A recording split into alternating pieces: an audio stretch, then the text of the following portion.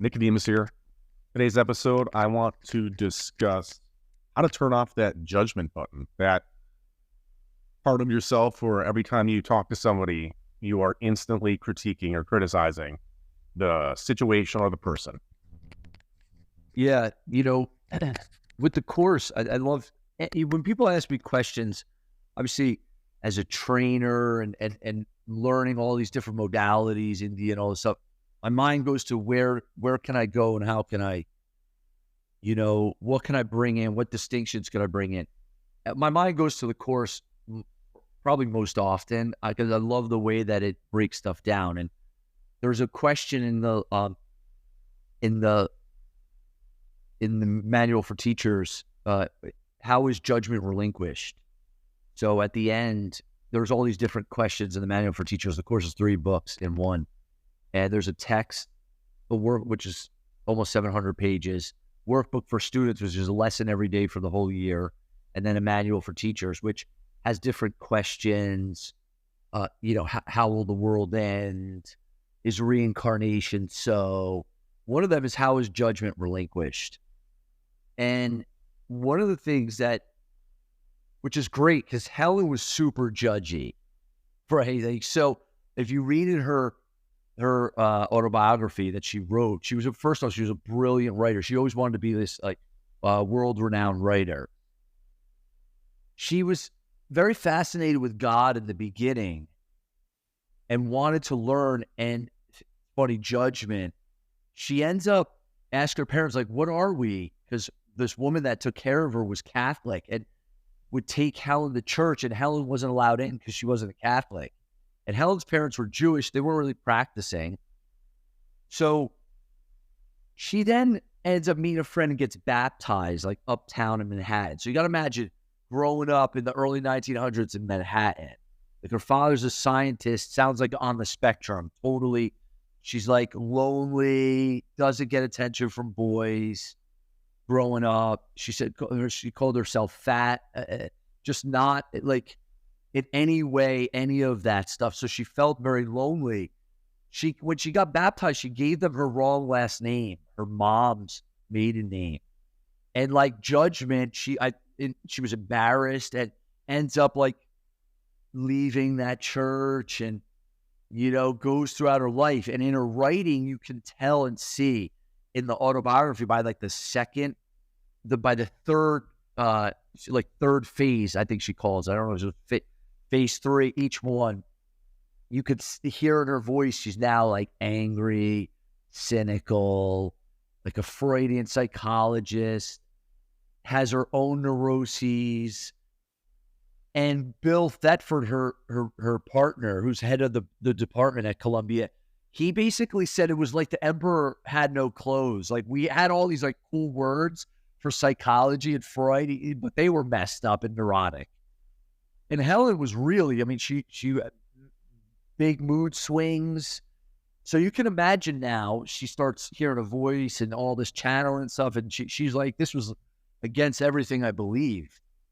So what Jesus says to her, he says, it's not that you should give up judgment, like you should just give it up. It's that no one is in a place to judge. See, like, when you understand that you're in no position to judge at all, you start to see that judgment, the Course calls, is like this toy. It's a thing that we use. It's all it does is like attack ourselves. It's like playing with this sharp-edged children's toy that you just keep cutting yourself with over and over again. And he's like, who would do that if they realized what they were doing? And this is, when you start to understand the Course, this is how when we make this distinction, it starts to become clearer and clearer when judgment is occurring. Now, here's the thing.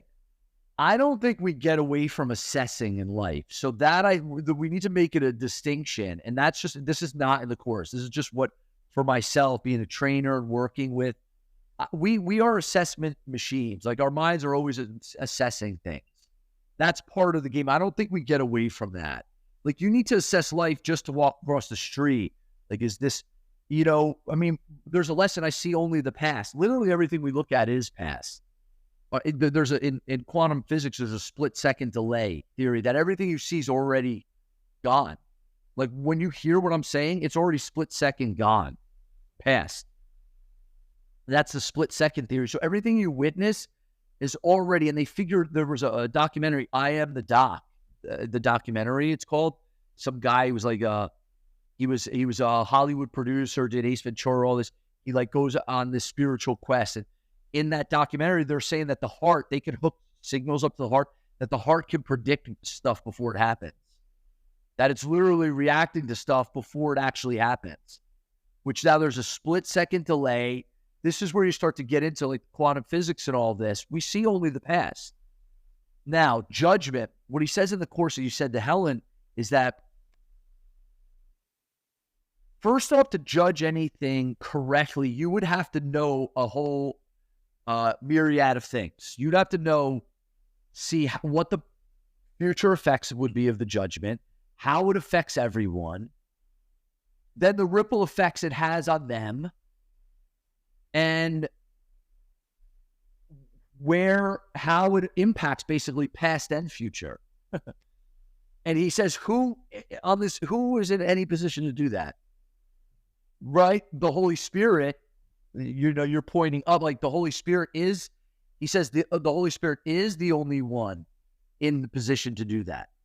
So you and I are not in the position to do that. He says the Holy Spirit is the only one that could judge, and the Holy Spirit's judgment is only one, and it's simple.